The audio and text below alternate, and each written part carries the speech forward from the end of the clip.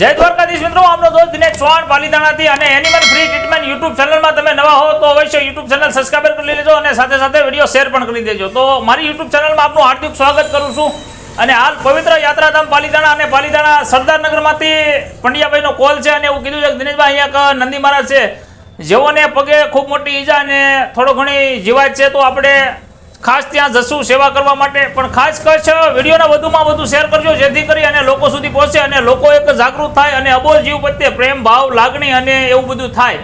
તો ખાસ તમને પણ કોઈ જગ્યાએ અબોલ જીવ ઘાયલ દેખાય તો અવશ્ય મારો કોન્ટેક્ટ કરજો જેથી કરી અને લોકો જલ્દીથી જલ્દી મારો કોન્ટેક્ટ કરે અને એ અબોલ જીવને આપણે પીડામાંથી મુક્ત કરી શકીએ। તો ખાસ વિડીયોના અંત સુધી બના રહેજો અને વિડીયોના વધુમાં વધુ શેર કરજો અને અવશ્ય સેવા પસંદ આવે તો અવશ્ય કોમેન્ટ ખાસ કરજો। જય દ્વારકાધીશ, જય મુરલીધર।